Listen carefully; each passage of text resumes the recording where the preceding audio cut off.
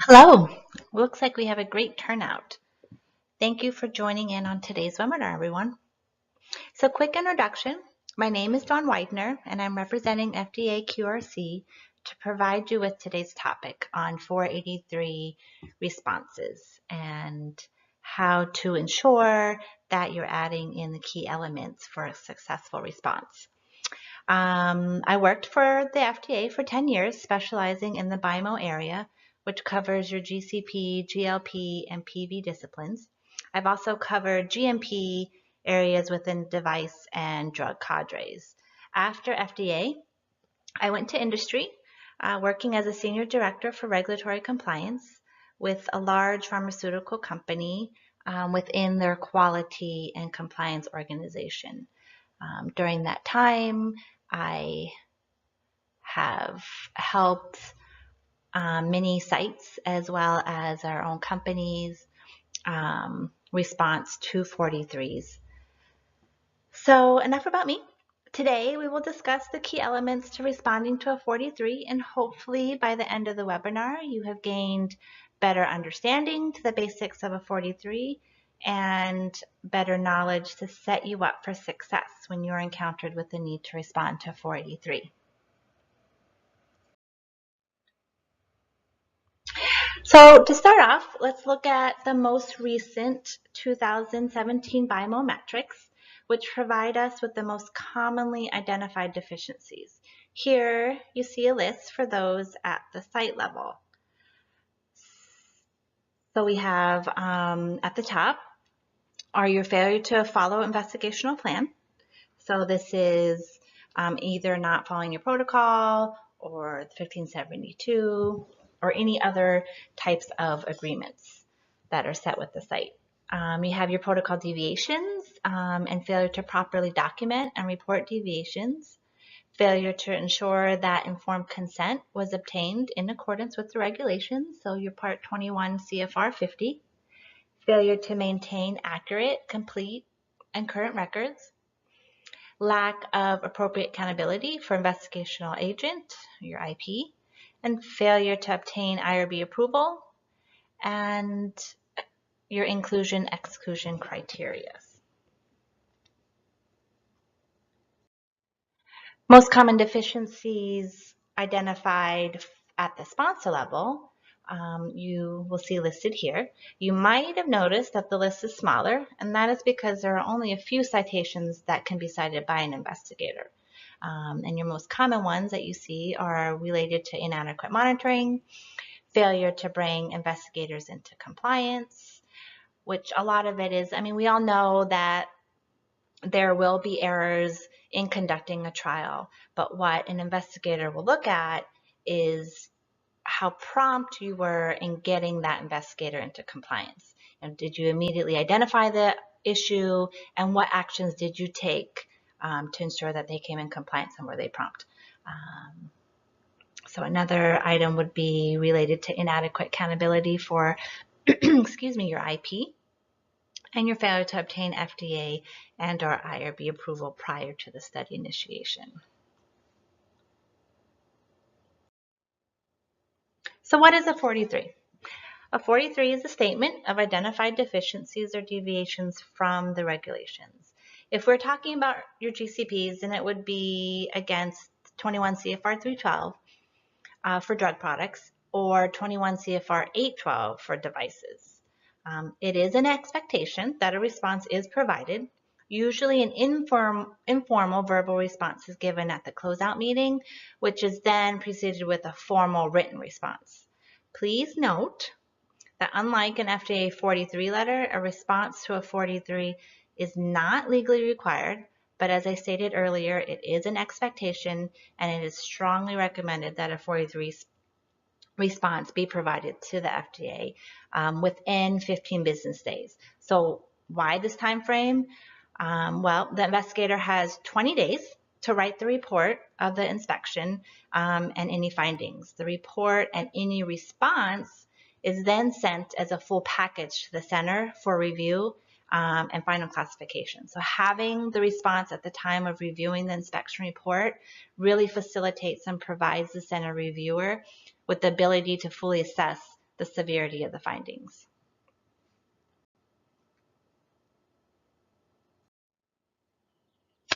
We've all come across a situation where you ask someone a question, but in the end, you never really got an answer. So the same thing is being found where it appears more companies are not meeting the expectations and requirements in responding to the FDA 43, or more commonly known as list of observations, mostly because they're not directly addressing the finding. The inspection conduct can be very stressful, I know, and the worst feeling is when you're handed the 43. It can be positively overwhelming and discouraging. But, after you get over the initial reaction, you want to ensure that you're pulling and rallying your staff and the clinical operations staff and preparing the response action strategy. It's really important to get a head start as soon as your 43 is issued. That way everything is fresh in your mind and you're just in a better position for a better response. But more importantly is understanding what is expected of the response letter. So each observation requires a response, and that response must address the finding and describe the associated corrective and preventative actions that are taken. It should be thorough and detailed and written to present steps in the order taken. Many warning letters are issued by the FDA because a company's response letter didn't address the finding or it didn't include evidence of the corrective and preventative actions taken for the FDA to evaluate to determine if the situation was appropriately addressed. So when you are responding to a 483, your objectives should focus on the following things that I have listed here on the slide. So you really want to establish credibility and provide competent responses. A good response must convey a sense of urgency to address the problem. You want to lay out a specific plan with action items, dates, and commitments. The timetable should provide scientific justifications. The plan also should include a commitment to allocate the necessary resources to make the needed corrections. This includes not just addressing the individual items listed by FDA, but also looking at the larger systemic issues.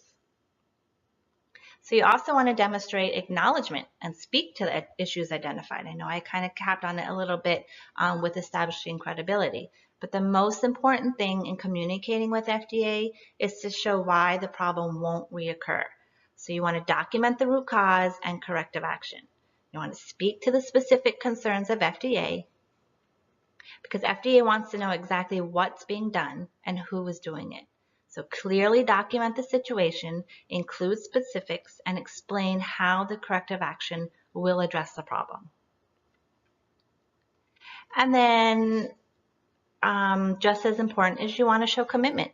So you want to set realistic goals and actions. You want to consider 3 potential categories of actions to be taken for each observation. So there's your immediate, your short-term, and long-term. This is really important when you know that your corrective action will take some time. So you want to ensure that there is some type of interim solution to the problem. So coming from a medical background, I kind of think of this from a medical emergencies perspective, where initial triage occurs to keep the patient's condition from getting worse. Then there's additional short-term actions that are needed to stabilize the patient, and then long-term actions may be needed to deal with any underlying problems. A systemic issue will have to be addressed with preventative actions and measures. So it's also important to review the observations collectively in addition to individual to determine if other underlying systemic issues exist.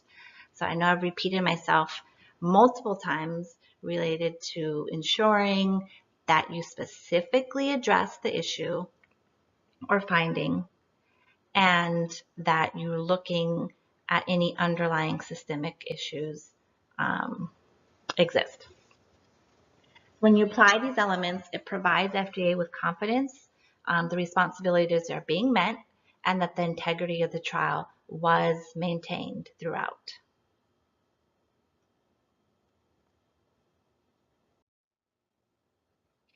So here I thought it would be good for you to see a few examples where key elements just described in the slide above were utilized and resulted in an inadequate forwarded response by the center or agency.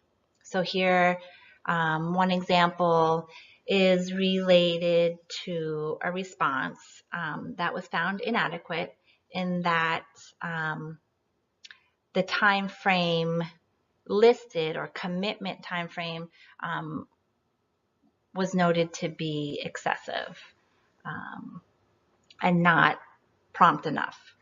And then the next example we have is related to the corrective action. So in the response to the observation was to cease distribution of the XYZ product and to voluntarily recall the product. So the center is saying the response does not address the corrective action necessary to address the cause of the observation to prevent its reoccurrence. The observation merely used this product as an example of a deviation. You must assure that control procedures are adequately established for all applicable products. So back again to where it's imperative that you provide corrective actions and preventive actions to prevent recurrence. And then here are a few more examples.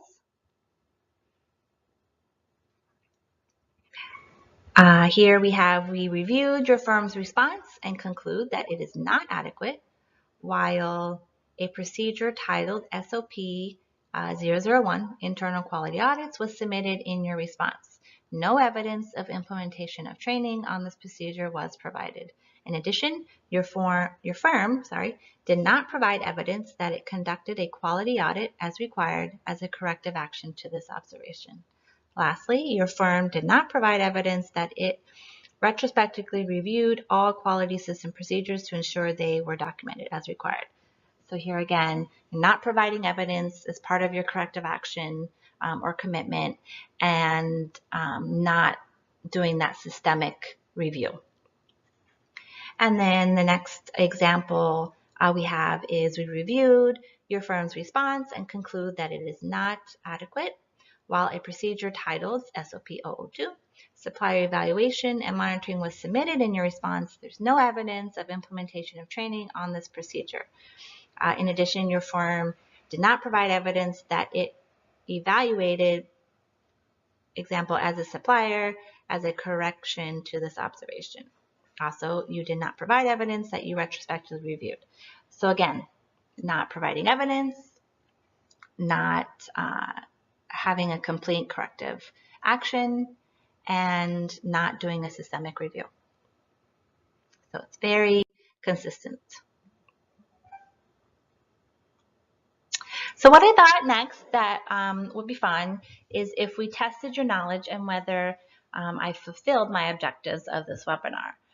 So I'll read through this response, and then as I'm reading it, you can identify some areas where you feel there's inappropriate response. So we have reviewed our process as described in the 43, and we respectfully disagree with this finding, as procedure XYZ has been in place for many years with no issue, and we believe it to be compliant as is. However, we have revised the procedure to address the specific example listed in the 43, and we have retrained all applicable employees on this procedure to ensure it is implemented appropriately. We have also quarantined the product referenced in the example and will disposition it in accordance with our procedures. So I'll just give you a few seconds to note areas that are wrong with this response.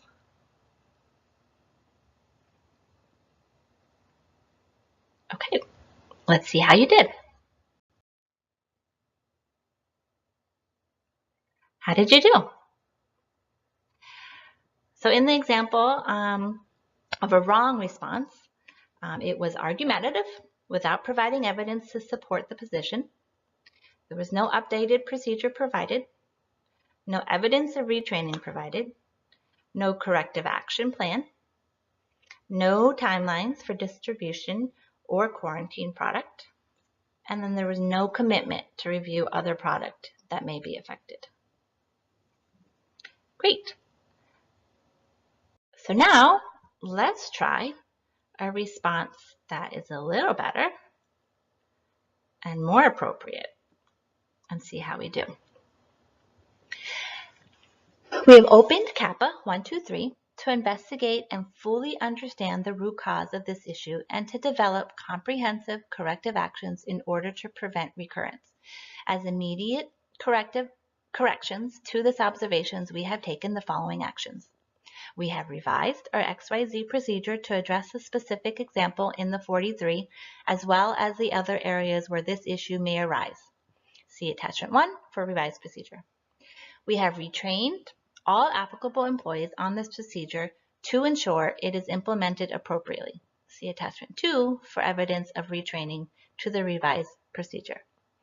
We have quarantined the product referenced in the example and will disposition it in accordance with our procedures by October 31st, 2018. We have arranged for a retrospective review of other products that may have been impacted by the same issue to be performed and will ensure they are also appropriately dispositioned. This retrospective review will be completed by November 30th, 2018, and the results will be provided in our monthly update to this response. The CAPA 123 root cause investigation is currently underway. A copy of the CAPA investigation and corrective action plan will be provided in our next monthly response. So I'll give you a few seconds to look at that.